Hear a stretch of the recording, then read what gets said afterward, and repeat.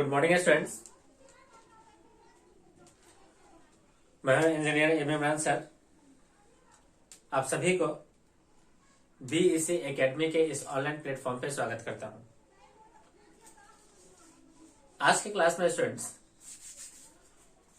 हम लोग कवर करेंगे use of dimensional formula. Use of dimensional formula. Use of dimensional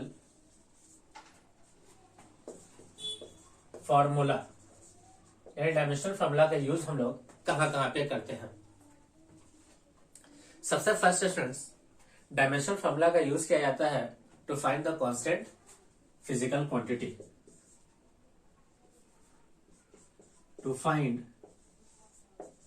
unit and dimension of constant physical quantity। चलिए students एक question लेते हैं। जैसे मान लीजिए स्टूडेंट्स हमारे पास एक इक्वेशन दिया हुआ है F equal to G m1 m2 upon में r स्क्वायर। देखिए स्टूडेंट्स हमारे पास दो पार्टिकल है, से एक का मास m1 एंड दूसरे का मास कितना है m2। दोनों के बीच का सेपरेशन कितना है r। तब इन दोनों के बीच जो ग्रेविटेशनल फोर्स होगा उसकी वैल्यू होगा g m1 m2 upon r square. इस फॉर्मूला को स्टूडेंट्स हम लोग कहते हैं force of gravitation, that is gravitational force of attraction. अब ध्यान से देखिए स्टूडेंट्स, इस g को हम लोग कहते हैं ग्रेविटेशनल कांस्टेंट। Gravitational constant. हमें स्टूडेंट्स इस ग्रेविटेशनल कांस्टेंट का यूनिट निकालना है एंड इसका डायमेंशंस निकालना है। ध्यान से देखिए स्टूडेंट्स, हम लोग फोर्स का जानते हैं, फोर्स का हो गया क्या चीज स्टूडेंट, देखिए न्यूटन। जी का निकालना है, मास को हम लोग केजी में, सेकेंड मास को केजी में एंड डिस्टेंस को मापते हैं मीटर में। अब यहाँ से स्टूडेंट्स हमें ग्रेविटेशनल कांस्टेंट का आंसर चाहिए, तो ये बन गया स्टूडेंट्स न्यूटन मीटर स्क्वायर पर केजी स्क्वायर। ध्यान से देखिए स्टूडेंट्स, ग्रेविटेशनल कांस्टेंट का यूनिट हो गया न्यूटन मीटर स्क्वायर पर केजी स्क्वायर। तो इस तरह से स्टूडेंट्स हम लोग यूनिट एंड डायमेंशंस का अगर किसी कांस्टेंट फिजिकल क्वांटिटी का निकालना हो तो हम लोग यूज करते हैं इस डायमेंशनल फॉर्मूला का। चलिए स्टूडेंट्स यहाँ से इसका डायमेंशंस भी निकाल सकते हैं। अगर डायमेंशन निकालना चाहते हो इस जी का, तो सबसे पहले हमें न्यूटन दैट इज ml/2 ये हो गया फोर्स का डायमेंशन, मल्टीप्लाइड बाई एल का dimension L square divided by और केजी का हो गया स्टूडेंट्स एम स्क्वायर। एक एम से एम कैंसिल हो जाएगा, तो एम चला ऊपर तो एम -1, एल हो गया 3 बार और टी हो गया -2 बार। ये स्टूडेंट्स इसका डायमेंशन हो गया जी का। इस तरह से स्टूडेंट्स हम लोग डायमेंशनल फॉर्मूला का यूज करते हैं to find the unit and dimension of constant physical quantity. Okay, चलिए स्टूडेंट्स हम लोग इस कॉन्टेक्स्ट में एक और एग्जांपल लेते हैं।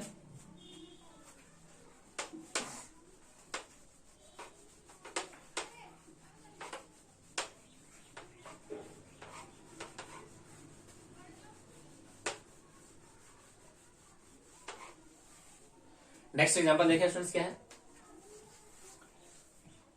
मान लीजिए स्टूडेंट्स हमारे पास एक फॉर्मूला है I इक्वल्स टू Q/T। यहाँ पे स्टूडेंट्स I का मतलब हो गया इलेक्ट्रिक करंट, I का मतलब हो गया इलेक्ट्रिक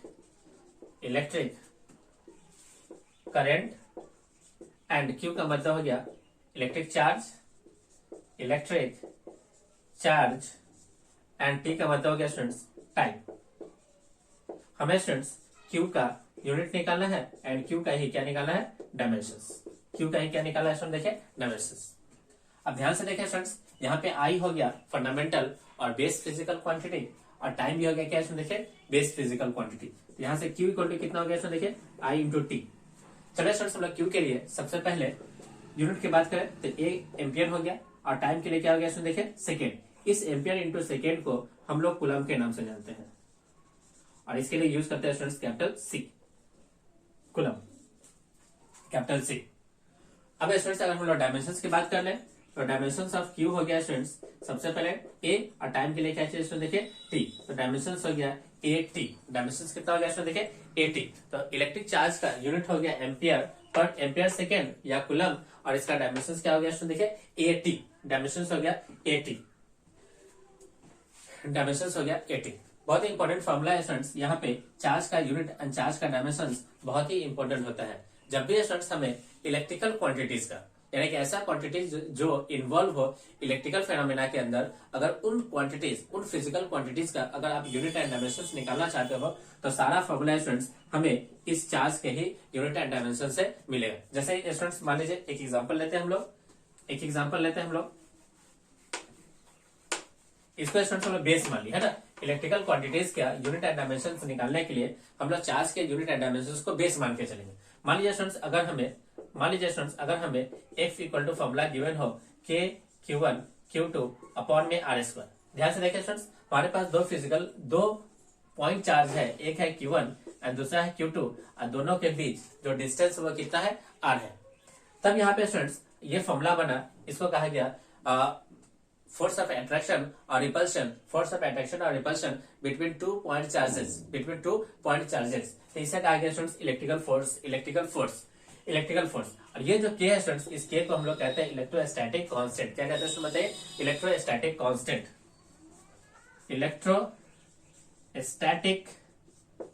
कांस्टेंट। अब स्टूडेंट्स हमें क्या करना है, इस इलेक्ट्रोस्टैटिक कांस्टेंट का यूनिट निकालना है और डायमेंशन निकालना है, just similar to formula F equal to G m1 m2 upon R square, जहां पे G का मतलब था ग्रेविटेशनल कांस्टेंट। सिमिलरली यहाँ पे K का मतलब क्या है, इलेक्ट्रोस्टैटिक कांस्टेंट। फोर्स के लिए हो गया इसमें देखिए न्यूटन, K का निकालना है, आवेश का क्या है देखो, आवेश यानी कुलम का क्या कुलम हो गया, यानी चार्ज का क्या हो गया इसमें देखिए कुलम। तो यहाँ पे हम लोग ये एक इलेक्ट्रिकल फॉर्मूला है, दैट्स वाई हम लोग इस क्वांटिटीज Q को, यानी क्वांटिटीज इलेक्ट्रिकल करंट को हम लोग क्या, इलेक्ट्रिकल चार्ज को हम लोग क्या मानते हैं, बेस मानते हैं। तो यहाँ पे यूज करेंगे students coulomb multiplied by coulomb और डिवाइडेड बाय क्या हो गया स्टूडेंट देखिए, डिवाइडेड बाय मीटर स्क्वायर। तो यहाँ से स्टूडेंट्स क्या हो गया, न्यूटन मीटर स्क्वायर पर coulomb square, newton metre square पर कुलम स्क्वायर।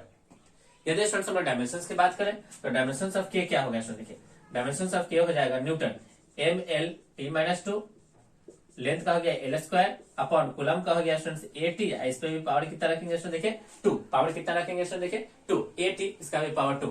तो यहाँ से देखिए स्टूडेंट्स डायमेंशन ऑफ K कितना होगा, तो डायमेंशन ऑफ K हो जाएगा m एक बार, L हो गया 3 बार, T हो गया स्टूडेंट्स 2 नीचे 2 ऊपर, तो T हो गया -4 और A 2 बार नीचे है, दैट इज -2, माइनस के कितना स्टूडेंट देखिए 2। तो डायमेंशंस ऑफ इलेक्ट्रोस्टैटिक कांस्टेंट का आंसर हो गया mL3 T-4 और A-2।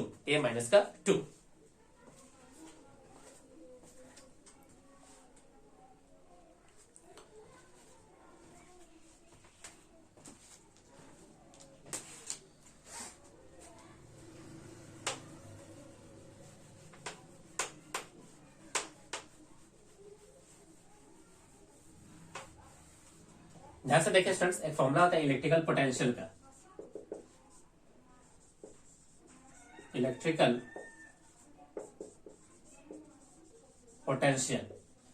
पोटेंशियल को V से डिनोट करते हैं। फॉर्मूला होता है V इक्वल टू W/Q, जहां पर W का मतलब क्या है स्टूडेंट्स, W है आपका वर्क और Q का मतलब क्या हो गया स्टूडेंट बताइए, चार्ज।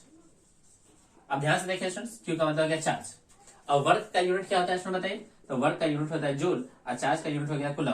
तो जूल पर कुलम का स्टूडेंट्स हम लोग वोल्ट के नाम से जानते हैं, ऐसे डिनोट करेंगे V से। तो यहाँ से आप देख सकते हो स्टूडेंट्स कि इलेक्ट्रिकल पोटेंशियल का यूनिट क्या हो गया, वोल्ट, और वोल्ट का मतलब हो गया जूल पर कुलम को हम लोग वोल्ट कहते हैं।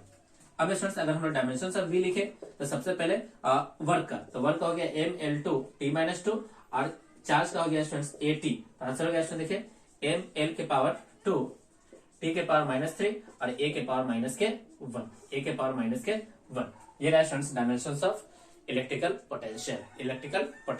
ओके,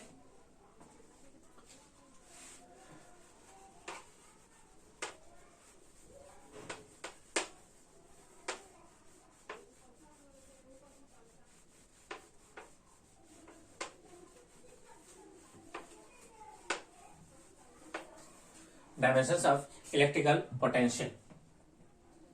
मान लीजिए स्टूडेंट्स हमें इलेक्ट्रिकल डायमेंशंस एंड यूनिट निकालना हो किसका, रेजिस्टेंस का। Electrical resistance R. हम लोग जानते हैं स्टूडेंट्स ओम्स लॉ के according V equal to I into R. हमें R का निकालना है तो R इक्वल टू हो गया स्टूडेंट्स V अपॉन I, जहां पे V का मतलब क्या है बताइए, V का मतलब इलेक्ट्रिक पोटेंशियल और I का मतलब हो गया करंट। अब यूनिट की बात करें तो यूनिट हो गया स्टूडेंट्स वोल्ट और करंट का हो गया एम्पियर। तो वोल्ट पर एम्पियर को स्टूडेंट्स हम लोग ओम के नाम से जानते हैं। अब बाई सिंबल इसे ओम लिखा जाता है। ओके, ओम, वोल्ट पर एम्पियर को हम लोग ओम कहते हैं। अगर स्टूडेंट्स हम लोग डायमेंशन की बात करें तो सबसे पहले पोटेंशियल की डायमेंशन लिखे, तो ये रहा स्टूडेंट्स पोटेंशियल का डायमेंशन। पोटेंशियल का डायमेंशन हो गया m L2 t के पावर -3 और a के पावर -1 अपॉन नीचे में एम्पियर है तो 1 एम्पियर। आंसर हो गया स्टूडेंट देखिए m L2 t -3 और a के पावर -2, a के पावर -2। तो इस तरह से स्टूडेंट्स हम लोग डायमेंशन फॉर्मूला का यूज करते हुए किसी भी कांस्टेंट फिजिकल क्वांटिटी का किसी एक एक्सप्रेशन से हम लोग उसका यूनिट निकालते हैं और साथ ही साथ उसका क्या निकालते हैं, डायमेंशंस निकालते हैं। चलिए स्टूडेंट्स हम लोग डायमेंशन फॉर्मूला के नेक्स्ट यूजेस को पढ़ते हैं।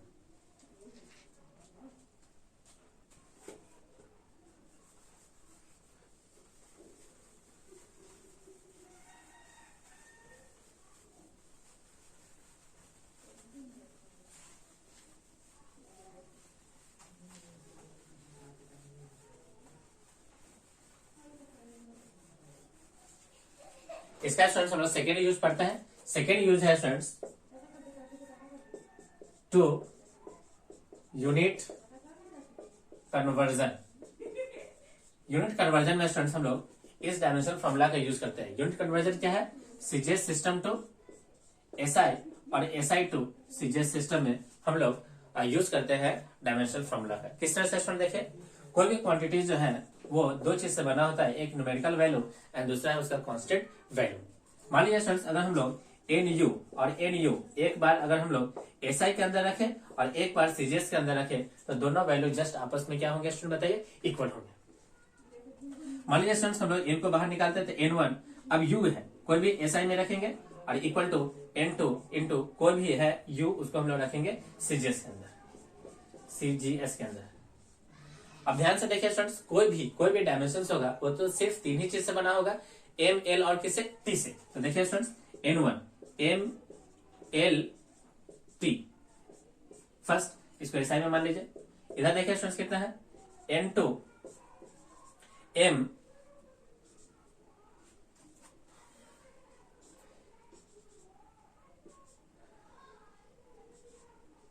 इसको हम लोग CGS में मानते हैं।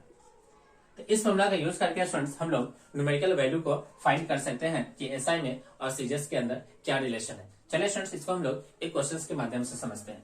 मान लीजिए स्टूडेंट्स क्वेश्चन क्या है, 1 newton is equal to how much dyne. एक न्यूटन जो है वो कितने डाइन के इक्वल होता है। 1 न्यूटन SI मात्रा हो गया और SI यूनिट हो गया और डाइन जो हो गया वो CGS यूनिट हो गया, वो भी किसका, तो यूनिट दे करके स्टूडेंट्स हम लोग पता कर लिए कि ये जो यूनिट है वो किसका यूनिट है, फोर्स का यूनिट है। तो फोर्स का SI यूनिट क्या होता है स्टूडेंट बताइए, तो फोर्स का SI यूनिट हो गया न्यूटन एंड CGS यूनिट क्या हो गया, डाइन। हमें इन दोनों में रिलेशन निकालना है कि क्या रिलेशन होता है। ओके, तो सबसे पहले स्टूडेंट्स हम लोग देखेंगे कि फोर्स का डायमेंशन क्या होता है। तो डायमेंशन ऑफ फोर्स का डायमेंशन हो गया M L T माइनस कितना 2। अब देखिए स्टूडेंट्स फॉर्मूला के अकॉर्डिंग N1 U पहले किसके अंदर रखेंगे, SI के अंदर, या डायमेंशन से लिख लेते हैं। डायमेंशन क्या है देखिए, M L T माइनस 2 इसको SI में रखते हैं इक्वल टू N2 यहाँ पे कितना है देखिए, M L T माइनस 2 इसको हम लोग रखते हैं CGS के अंदर, अब ध्यान से देखिए स्टूडेंट्स, N कितना है देखिए, N1 1 है। इधर हम लोग सब चीज 1 kg में मानेंगे। 1 kg SI के अंदर 1 kg multiplied by 1 metre multiplied by 1 second उसके पावर माइनस के 2, SI के अंदर रख दिए। अब हम लोग CGS का यूज करेंगे, N2 निकालना है इंटू। अब SI के अंदर CGS के अंदर स्टूडेंट्स मास को नापा जाता है ग्राम के अंदर, तो 1 ग्राम गुने 1 सेंटीमीटर और गुने में 1 सेकेंड के पावर माइनस के 2। अब ये दोनों सेकेंड वाला टर्म तो जस्ट आपस में इक्वल है तो कैंसिल हो गया। अब यहाँ से स्टूडेंट्स हमें कन्वर्ट करना होगा, ये किसमें लिखा हुआ है देखिए, ग्राम में, और ये किसमें लिखा है स्टूडेंट्स, केजी में। दोनों के कैंसिल होने के लिए दोनों का यूनिट क्या करना पड़ेगा, एक समान करना पड़ेगा। तो एक समान यूनिट करने के लिए क्या करते हैं स्टूडेंट्स, इसको हम लोग कन्वर्ट कर लेते हैं किसके अंदर, ग्राम के अंदर। तो 1 kg इक्वल टू 10 के power 3 gram multiplied by 1 metre equal to 100 centimetre equal to N2 into 1 gram into 1 centimetre. ये दोनों से दोनों आपस में कैंसिल हो गए, तो यहाँ से स्टूडेंट्स N2 का वैल्यू आ गया 10 की पावर कितना 5, 10 की पावर 5। तो हम लोग यहाँ पे क्या देखे स्टूडेंट्स, हम लोग यहाँ पे देखे कि 1 न्यूटन जो होता है वो 10 टू द पावर 5 डाइन के इक्वल होता है, 10 टू द पावर 5 डाइन के इक्वल होता है। तो इस तरह से स्टूडेंट्स हम लोग डायमेंशनल फॉर्मूला का यूज करते हैं, जहां पे हम लोग यूनिट कन्वर्जन के अकॉर्डिंग हम लोग एसआई यूनिट को सीजीएस यूनिट में और सीजीएस यूनिट को एसआई यूनिट में कन्वर्ट कर सकते हैं। जैसे जैसे कि आपका सवाल है कि 1 न्यूटन कितने डाइन के बराबर होता है, 1 जूल जो होता है वो कितने अर्ग के बराबर होता है, 1 मीटर कितने सेंटीमीटर के बराबर हो सकता है। ओके, तो इस तरह के क्वेश्चन को स्टूडेंट सोल्व करने के लिए हम लोग यूज करते हैं डायमेंशनल एनालिसिस का, जहां पे हम लोग यूज करते हैं यूनिट कन्वर्जन कॉन्सेप्ट का, यूनिट कन्वर्जन कॉन्सेप्ट का। Okay, unit conversion concept.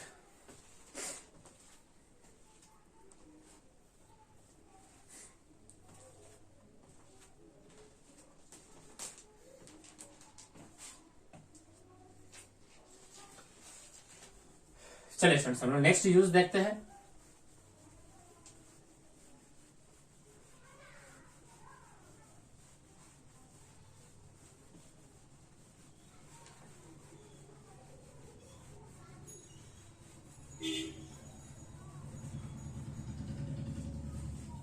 Next use है स्टूडेंट्स यूनिट एंड डायमेंशंस का, यानी डायमेंशनल फॉर्मूला का यूज किया जाता है to check the dimensional correctness of any physical formula. कहां पे किया जाता है, देखिए third dimensional correctness of any physical formula, to check the dimensional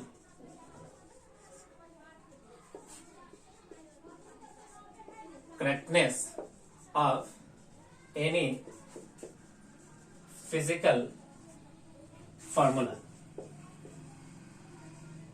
चलिए डायमेंशनल करेक्टनेस का यूज करने के लिए किसी भी फिजिकल फॉर्मूला के डायमेंशनल करेक्टनेस को यूज करने के लिए हम लोग डायमेंशनल फॉर्मूला का यूज करते हैं। किस तरह से सुन देखें, एक क्वेश्चन क्या है सुन देखें, हमारे पास फॉर्मूला दिया है T=2π√L/G, जहां पे स्टूडेंट्स ये एक टाइम पीरियड है सिंपल पेंडुलम का, time period of simple pendulum, time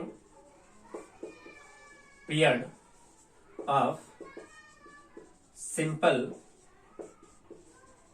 pendulum, time period of simple pendulum, जहां पे टी का मतलब हो गया स्टूडेंट्स टाइम पीरियड और एल का मतलब हो गया लेंथ ऑफ स्ट्रिंग और जी हो गया students acceleration due to gravity, acceleration due to gravity. देखिए स्टूडेंट्स किस तरह से एक्सेलरेशन ड्यू टू ग्रेविटी। मान लीजिए स्टूडेंट्स ये हमारे पास एक सपोर्ट है, इस सपोर्ट से एक रस्सी से बांधकर हम लोगों ने एक बॉब को, इसको बॉब कहा गया, पत्थर है मान लीजिए बॉब है, जब इसको स्टूडेंट्स हल्का सा डिस्प्लेसमेंट करेंगे, एक स्मॉल डिस्प्लेसमेंट देंगे, स्मॉल डिस्प्लेसमेंट से थीटा, अब ये बॉब क्या करेगा स्टूडेंट्स, यहाँ पे आएगा और यहाँ पे आने के बाद इस तरह से ये ट्रू एंड फ्रो मोशन करेगा, है ना, ट्रू एंड फ्रो मोशन करेगा। इस पूरे सिस्टम का स्टूडेंट्स हम लोग कहते हैं सिंपल पेंडुलम। क्या कहते हैं बताइए, सिंपल पेंडुलम। इस सिंपल पेंडुलम का एक टाइम पीरियड जो निकल के आएगा उसका फॉर्मूला कितना है, देखिए 2π√L/G। हमें इसका डायमेंशनल करेक्टनेस यूज करना है, तो यहाँ पे स्टूडेंट्स हम लोग क्या यूज करते हैं, होमोजेनिटी प्रिंसिपल। याद है स्टूडेंट्स, हम लोग होमोजेनिटी प्रिंसिपल पहले पढ़ चुके हैं। जब भी कोई फिजिकल एक्सप्रेशन हो या फिजिकल इक्वेशंस दिया जाता है तो हम लोग होमोजेनिटी प्रिंसिपल्स का यूज करते हैं। वहां पे कंसेप्ट क्या सिखाया गया था स्टूडेंट बताइए कि डायमेंशंस या unit of right side equal to left side, और लेफ्ट साइड में भी क्या है, जितने भी टर्म्स होते हैं, जितने भी जो कि सेपरेटेड हो प्लस और माइनस से, सबका यूनिट एंड डायमेंशन क्या होता है, सेम होता है। तो चलिए स्टूडेंट्स हम इस कॉन्सेप्ट का यूज करते हैं। सबसे पहले डायमेंशन से ही चेक करते हैं, डायमेंशन ऑफ टी, टाइम का डायमेंशन तो टी हो गया। अब यहाँ पे स्टूडेंट्स देखिए ये 2π है, 2π क्या है, डायमेंशन लेस, तो इसका तो डायमेंशन नहीं चेक करेंगे, सिर्फ डायमेंशन हमें चेक करना है किसका, √L/G का। अब देखिए स्टूडेंट्स √, L का हो गया L और G का हो गया स्टूडेंट्स LT-2, LT-2, L से L कैंसिल, √T के पावर 2 हो गया और कितना आ गया स्टूडेंट देखिए T। अब यहाँ पे देख सकते हैं स्टूडेंट्स की राइट साइड और लेफ्ट साइड दोनों का डायमेंशन क्या है, इक्वल है। जब भी स्टूडेंट्स डायमेंशन इक्वल हो जाता है तो इसे हम लोग कहते हैं कि ये पूरा जो फिजिकल फॉर्मूला है वो डायमेंशनली रूप से क्या है, करेक्ट है। डायमेंशनली रूप से क्या है स्टूडेंट बताइए, करेक्ट है। तो ये फॉर्मूला क्या है स्टूडेंट्स, T=2π√L/G, ये डायमेंशनली क्या है स्टूडेंट बताइए, करेक्ट है। डायमेंशनली करेक्ट है, डायमेंशनली करेक्ट है। अब यहाँ पे स्टूडेंट्स हमें एक बात और ध्यान देना पड़ेगा। दो चीज होता है करेक्टनेस के ऊपर, दो बात ध्यान में रखना होता है। एक होता है डायमेंशनली करेक्ट, एक होता है फिजिकली करेक्ट। अब दोनों का मतलब क्या है स्टूडेंट्स? डायमेंशनली करेक्ट फॉर्मूला होने में एंड फिजिकली करेक्ट फॉर्मूला होने में क्या डिफरेंस है? करेक्टनेस को स्टूडेंट्स हम लोग यहाँ पे दो हिस्से में डिवाइड करेंगे, एक डायमेंशनली और एक होगा फिजिकली। दोनों का क्या मतलब है देखिए। अब यहाँ पे देखिए स्टूडेंट्स, इसी फॉर्मूला को हम लोग डायमेंशनली करेक्टनेस के माध्यम से एंड फिजिकली करेक्टनेस के माध्यम को समझते हैं कि दोनों में क्या सिली डिफरेंस है। मान लीजिए स्टूडेंट्स टी को लिखा हो pi under root L upon G, यहाँ पे टी को लिखा हुआ students 2 pi under root L upon G. अब दोनों का मीनिंग क्या है? दोनों का मीनिंग क्या है? दोनों फॉर्मूला आप चेक करोगे, दोनों फॉर्मूला को जब आप चेक करोगे तो यहाँ पे pi is the constant value, यहाँ पे 2 pi is the constant value, but सिर्फ कांस्टेंट वैल्यू में चेंजेस लाया गया है, बाकी कांस्टेंट्स के अंदर कोई भी फिजिकल क्वांटिटीज के अंदर कोई चेंजेस नहीं लाया गया है। तो इन दोनों फॉर्मूला के स्टूडेंट्स यदि आप होमोजेनिटी प्रिंसिपल से चेक करोगे तो दोनों डायमेंशनली रूप से तो करेक्ट होंगे, बट स्टूडेंट्स जो हम लोग फॉर्मूला पढ़ते हैं, जो बाई एक्सपेरिमेंटल सिंपल पेंडुलम का जो टाइम पीरियड आया था वो था t = 2 pi under root L upon G. तो ये फॉर्मूला फिजिकली करेक्ट है और ये फॉर्मूला ओनली डायमेंशनली रूप से करेक्ट है। तो यहाँ पे देखिए स्टूडेंट, ध्यान से देखिए, यहाँ पे जब हम लोग डायमेंशनल फॉर्मूला का यूजेस पढ़ते हैं तो ये फॉर्मूला क्या कहता है? इस फॉर्मूला में कहता है कि to check the dimensional correctness, ये सिर्फ डायमेंशनल करेक्टनेस को चेक करेगा, ये कभी भी फिजिकल करेक्टनेस को चेक नहीं करता है। यहाँ पे आप 2 पाई रखो, 3 रखो, 8 रखो, समथिंग रखो, इससे इस फॉर्मूला को कोई मतलब नहीं है, ये इसके डायमेंशनल करेक्टनेस को चेक करके दे देगा। बट फिजिकली करेक्टनेस फॉर्मूला ये सिर्फ बाय एक्सपेरिमेंट ही आता है। कैसे आता है बताइए? By experiment. तो हम लोग फिजिकली करेक्टनेस पे तो ध्यान नहीं देंगे, हम लोग सिर्फ किस पे ध्यान देते हैं बताइए? हम लोग सिर्फ ध्यान देते हैं डायमेंशनली करेक्टनेस के ऊपर। एक्सपेरिमेंट करके हम लोग फिजिकली उसको करेक्ट कर पाते हैं। ओके, चलिए स्टूडेंट्स, हम लोग डायमेंशनल फॉर्मूला के हम लोग लास्ट यूजेस को पढ़ते हैं।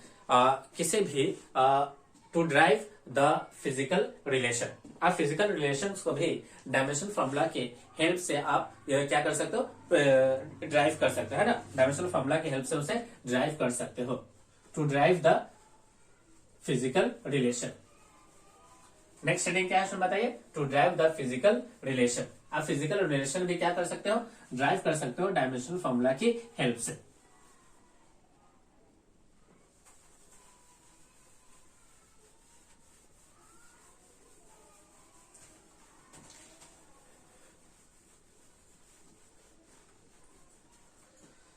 फोर्थ यूज क्या है देखिए? फोर्थ यूज है to derive the physical relation.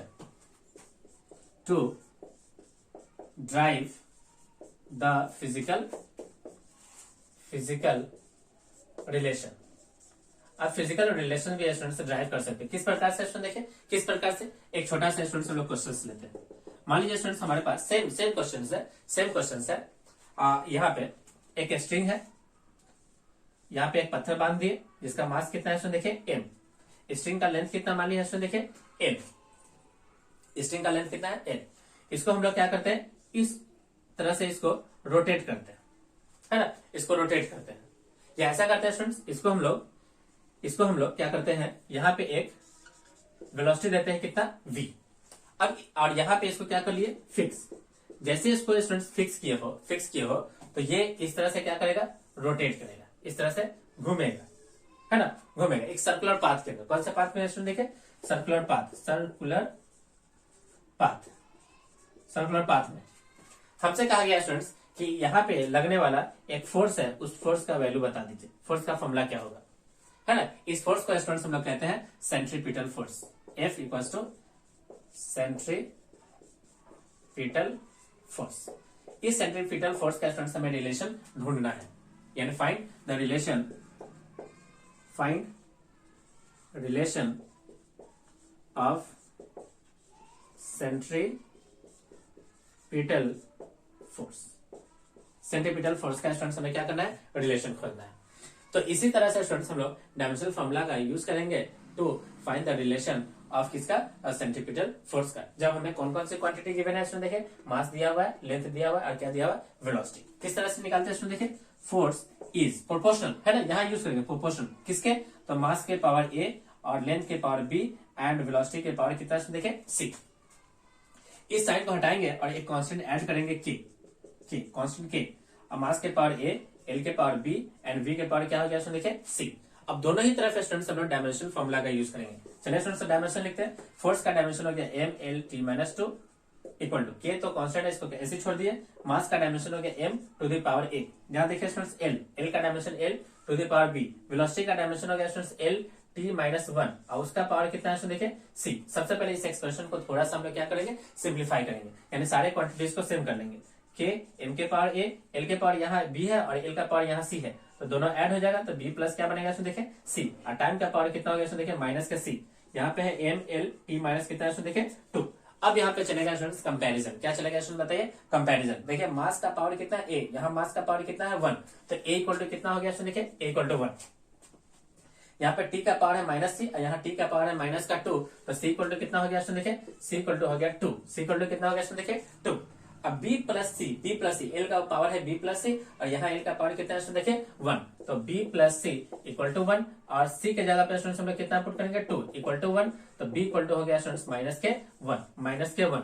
अब इन तीनों वैल्यू जो कि a and b and c है, इन तीनों वैल्यूज को स्टूडेंट्स हम लोग क्या करते हैं उठाएंगे और इस इक्वेशंस में ला करके पुट करेंगे। जैसे यहाँ पे पुट करोगे तो f इक्वल टू हो जाएगा देखिए k और m का पावर a, तो दैट इज सिंपल m और l का पावर कितना है देखिए l का पावर है b दैट इज माइनस का 1, तो l के पावर हो गया माइनस का 1 और यहाँ पे कितना है देखिए v। अब v के पावर कितना है देखिए 2, v के पावर कितना है देखिए 2, v का पावर 2। अब इसको आप नीचे लाओगे, l को नीचे लाओगे तो फॉर्मूला क्या हो जाएगा इसमें देखें फॉर्मूला हो जाएगा f equal to k into M V square upon L by experiment आप k की वैल्यू को 1 लेते हो तो फॉर्मूला हो गया students f equal to M V square upon L और कुछ लोग स्टूडेंट्स एल को रेडियस, क्योंकि ये सर्कुलर मोशन है तो सर्कुलर मोशन में इस लेंथ को कुछ लोग r यानी रेडियस एज्यूम करेंगे, तो हमारा सेंटीपिटल फॉर्मूला बन जाएगा students f equal to M V square upon R. तो इस तरह से स्टूडेंट सेंटीपिटल फॉर्मूला आप लोग पढ़ चुके हो, फॉर्मूला आता है M V square upon R. तो इस तरह से स्टूडेंट्स हम लोग डायमेंशनल फॉर्मूला का यूज करके हम लोग किसी फिजिकल रिलेशंस के फॉर्मूला को ड्राइव कर सकते हैं। लेकिन इसके अंदर क्या सोचने वाली बात है स्टूडेंट, देखिए जिस भी एक्सप्रेशन को आप क्या करना चाहते हो ड्राइव करना चाहते हो उससे रिलेटेड उसकी डिपेंडेंसी कौन कौन से फिजिकल क्वांटिटीज पे है वो जानना बहुत जरूरी है। जैसे कि यहाँ देखिए स्टूडेंट्स हम लोग फिजिकल रिलेशन निकालना चाह रहे थे फोर्स का, एंड फोर्स कौन कौन से क्वांटिटीज पे वो डिपेंडेंसी है वो निकालना बहुत जरूरी है, वो जानना बहुत जरूरी है। जैसे फोर्स डिपेंड कर रहा था मास पे, फोर्स डिपेंड कर रहा था रेडियस पे एंड फोर्स डिपेंड कर रहा था किस पे वेलोसिटी पे। अगर ये चीज हमें नहीं मालूम होगा तो हम इसके रिलेशन को ड्राइव नहीं कर पाएंगे। ओके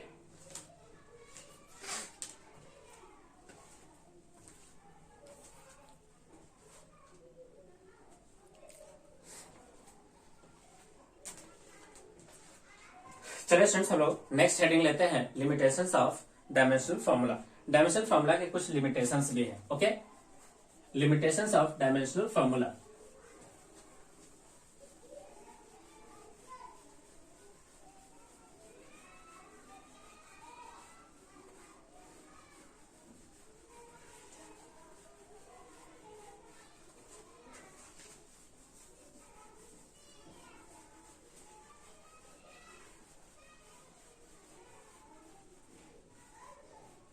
डायमेंशनल फॉर्मूला के लिमिटेशंस है ना। Okay limitations of dimensional formula.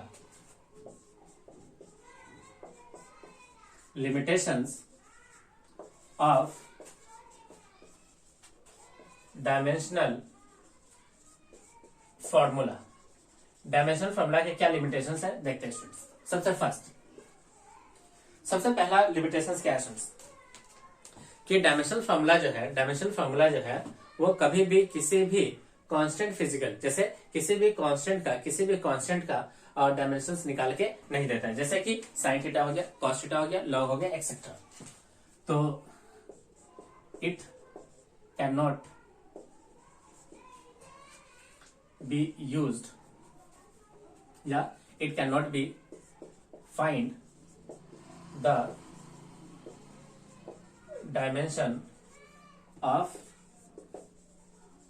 Constant value. ये कांस्टेंट वैल्यू का डायमेंशंस को फाइंड नहीं कर सकता है। जैसे कि एग्जांपल हो गया t equal to 2 pi under root l upon g। ये जो कांस्टेंट है ये इसका डायमेंशन नहीं निकाल सकते है ना, कैन नॉट फाइंड डायमेंशन, हम लोग इसके डायमेंशन को फाइंड नहीं कर सकते, जैसे कि लॉग हो गया, एक्सपोनेंशियल टर्म्स हो गया, एक्सेट्रा। सेकेंड क्या है देखिए, we cannot derive a physical relation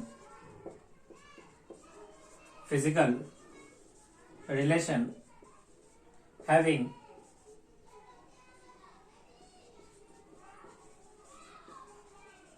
more than 3 physical quantities involved।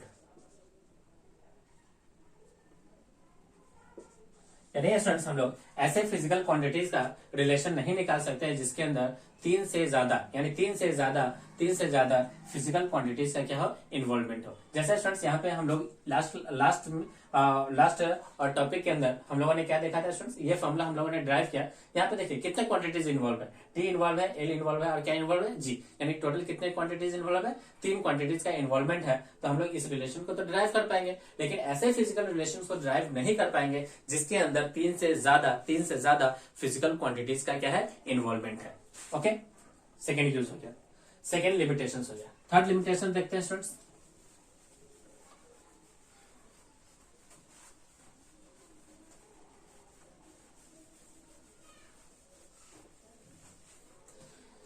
ये तो स्टूडेंट्स हम लोग पढ़ चुके हैं। With dimensional formula we cannot differentiate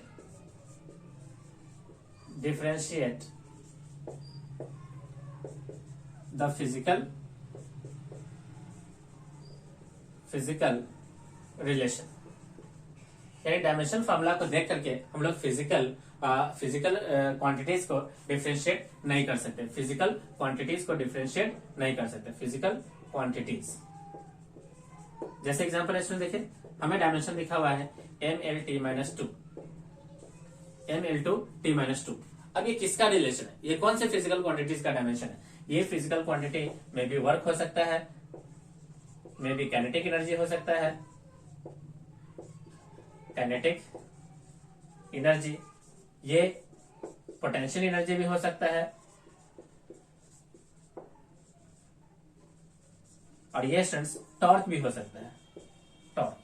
अब बताइए स्टूडेंट्स, अगर हमें डायमेंशनल फॉर्मूला दिया जाए, ये डायमेंशनल फॉर्मूला गिवन है, बताइए कि ये कौन सा फिजिकल क्वांटिटीज है, तो हम लोग तो बता ही नहीं पाएंगे कि ये वर्क है कि काइनेटिक एनर्जी है कि पोटेंशियल एनर्जी है या टॉर्क है। तो इस तरह से स्टूडेंट्स हम लोग डायमेंशनल फॉर्मूला को देख करके ये नहीं कहेंगे कि ये डायमेंशनल फॉर्मूला किस फिजिकल क्वांटिटीज का है। हाँ, ओके। तो ये रहा students limitations of dimensional formula. Okay students, तो इस तरह से स्टूडेंट्स हम लोगों ने यूनिट एंड डायमेंशंस चैप्टर्स को हम लोगों ने कंप्लीट कर लिया। ओके स्टूडेंट्स, सभी स्टूडेंट्स वीडियोस को लाइक करें और इसे अपने दोस्तों के साथ शेयर जरूर करें ताकि वो लोग इसका एडवांटेज उठा सके।